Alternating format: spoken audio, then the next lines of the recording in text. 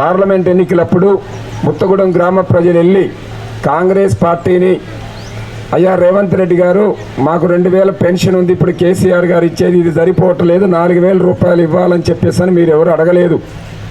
మా ఇంట్లో ఇద్దరు ఆడవాళ్ళు ఉన్నాం, ఈ మహిళలకి నెలకు 2500 రూపాయలు ఇవ్వాలి అని చెప్పేసి మీరు ఎవరు అడగలేదు.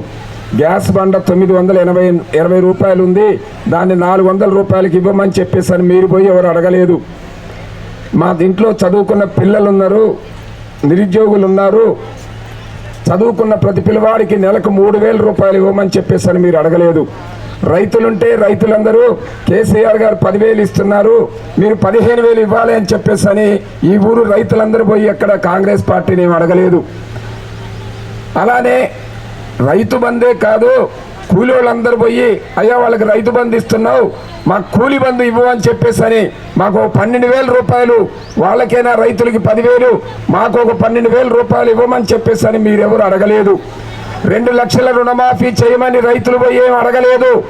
కానీ ఇప్పుడు నేను చెప్పిన అన్ని విషయాలు వాళ్ళు అడగకుండానే అసెంబ్లీ ఎన్నికల్లో మీకు 2 లక్షల రుణమాఫీ చేస్తాం, 2,000 4,000 చేస్తాం, ప్రతి మహిళకి 2,500 ఇస్తాం, మీ చదువుకున్న పిల్లలుంటే వాళ్ళకి 3,000 ఇస్తాం, గ్యాస్ బండని 400కి చేస్తాం, కూలి బంధు రైతు బంధు ఏంటి, కూలి బంధువుకి కూలి వాళ్ళందరికీ 12,000 ఇస్తామని చెప్పి ప్రజల్ని నమ్మించి ఈ కాంగ్రెస్ పార్టీ మోసం చేసి దగా చేసి అసెంబ్లీ ఎన్నికల్లో మన ఓట్లు ఎంచుకుంది.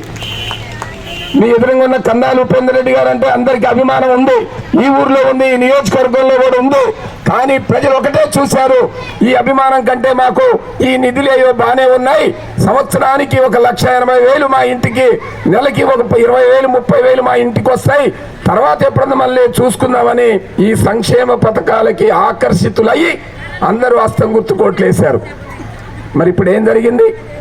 ముత్తగూడెం గ్రామంలో పెన్షన్ ఎవరికన్నా 4,000 వస్తుందా? 4,000? రైతు బంధు 15,000 ప్రతి 6 నెలలకు ఒకసారి వస్తుందా? మీ చదువుకున్న పిల్లలకి ఎవరికైనా నెలకు 3,000 ఇస్తున్నారా? చాలా సంతోషం. ఇక్కడ ఆడవాళ్ళు చాలా మంది వచ్చారు. నెలకు 2,500 మీకు వస్తున్నాయా? ఎవరిని అడిగినా ఇలా యూరియా కట్టల కోసం రైతులు ఎన్ని కష్టాలు పడ్డారు, ఎన్ని బాధలు పడ్డారు. రైతులు ఇవాళ యూరియా కట్టల కోసం చెప్పులు క్యూలు కట్టేసి చనిపోయిన వాళ్ళు కూడా చాలా మంది ఉన్నారు. క్యూలో నిలబడి చనిపోయిన రైతులు ఇవాళ ఎవరి కోసం ఎవరు వాళ్ళు చనిపోయిన సాధారణ పేద రైతులు. ఎవరు ఉసురు దానికి ఉంది? కాంగ్రెస్ పార్టీ ఉసురుంది. ఇవాళ కాంగ్రెస్ పార్టీ చేసిన వైఫల్యాల ఫలితంగానే యూరియా కట్టలు నువ్వేమన్నా ఫ్రీగా ఇచ్చావా? యూరియా ఫ్రీగా ఏమి ఇవ్వలేదు. ఇట్లా చెప్పుకుంటూ పోతే ఇవన్నీ అబద్ధాలతోటి అసెంబ్లీ ఎన్నికల్లో ఓట్లేంచుకున్నారు, పార్లమెంట్ ఎన్నికల్లో ఓట్లేంచుకున్నారు, వాళ్ళు మంత్రులు అయ్యారు, ముఖ్యమంత్రులు అయ్యారు, ముత్తగూడెం గ్రామ ప్రజల్ని మోసం చేశారు. అందుకనే ఇవాళ ముత్తగూడెం గ్రామ ప్రజలందరూ ఇక్కడ మీరు ప్రతి ఇంటి గడప తట్టి అడగండి, ఈ ఎన్నికల్లో సిపిఎం బీఆర్ఎస్ అభ్యర్థులకు తప్ప మిగతా అభ్యర్థులకి అర్హత లేదని చెప్పి 21వ వార్డులో ఇల్లు తిరిగి భక్తిని మంగమ్మ గారికి ఆమె గుర్తైన కారు గుర్తుకి సిపిఎం శ్రేణులందరికీ విజ్ఞప్తి చేస్తున్నాను. సుందరయ్య గారి మీద అభిమానం ఉన్నవాళ్ళు, ఎర్ర జెండా మీద అభిమానం ఉన్నవాళ్ళు, ఏదైతే మన పొత్తు ధర్మం ఉందో ఆ పొత్తు ధర్మంలో 21వ వార్డులో భక్తిని మంగమ్మ గారి కారు గుర్తుకి వేస్తేనే మన ప్రయోజనం, మన పొత్తుకు ఒక ప్రయోజనం ఉంటుందని చెప్పేసి విజ్ఞప్తి చేస్తా ఉన్నాను. అందుకనే ముత్తగూడెం గ్రామ ప్రజలారా, ఇప్పటిదాకా మోసానికి గురై కొన్ని ఓట్లేసాం, ఇక మోసానికి గురి కావద్దు. ఇవాళ ఒకటి డిసైడ్ అయిపోయింది, సిపిఎం బీఆర్ఎస్ కలిసిన తర్వాత ఏదిలాపురం మున్సిపాలిటీలో ఓ మంచి వాతావరణం వచ్చింది. నేనేదో మిమ్మల్ని నమ్మించడం కోసం చెప్పటం లేదు. బీఆర్ఎస్ సిపిఎం కలిసిన తర్వాత ఈ జిల్లా ప్రజలు స్వాగతించారు, ఈ జిల్లా ప్రజలు దాన్ని ఆహ్వానించారని నేనేదో లేనిది చెప్పటం లేదు.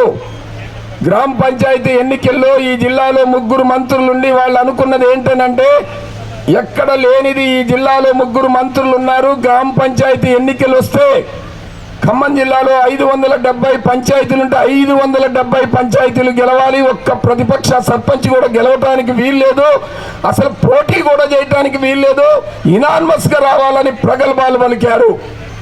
ఈ 2 పార్టీలు కలిసి ఎన్నికల బరిలో దిగిన తర్వాత ఏవో కొన్ని తప్ప మొదటి విజయం అన్ని పంచాయతీలో అభ్యర్థులు గెలిచి మొదటి విజయం సాధించారు. రెండో విజయం ఆ ఎన్నికల్లో ఈ రెండు పార్టీల యొక్క అభిమానాన్ని ప్రజలు అర్థం చేసుకొని మెజారిటీ గ్రామ పంచాయతీలని ఖమ్మం జిల్లాలో ఈ కూటమిని గెలిపించడం జరిగింది.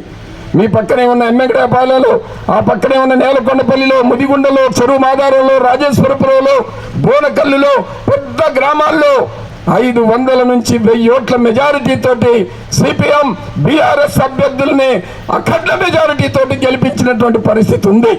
ఇప్పుడు ఏదులాపురం మున్సిపాలిటీలో కూడా 32 వార్డుల్లో అదే వాతావరణం ఉంది. ఎందుకని ఇందాక నేను చెప్పిన పద్ధతుల్లోనే నిలేస్తున్నారు.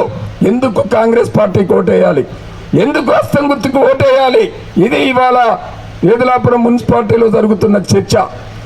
అట్లనే ఇంకొక విషయం చివరిగా మీరు అర్థం చేసుకోవాలి.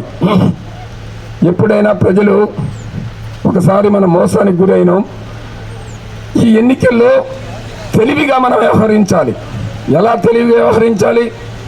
అధికారంలోకి ఓటేస్తే ఈ సంక్షేమ పథకాలు అమలు చేయడు. ఒకసారి వాళ్ళకి ఒళ్ళు దగ్గర పెట్టుకొని పరిపాలన చేయాలనే పరిస్థితి తీసుకురావాలని అంటే అధికార పార్టీకి వ్యతిరేకంగా తీర్పిస్తే మనం ఓడిపోయింది పెన్షన్ ఇవ్వకపోవటం వల్ల, మిగతా ఫలితాల వల్ల ఓడిపోయామో వాటికి ప్రజలు ఇవ్వాలి అనే ఒక ఉపయోగం జరగటానికి ఆస్కారం ఉంటుంది.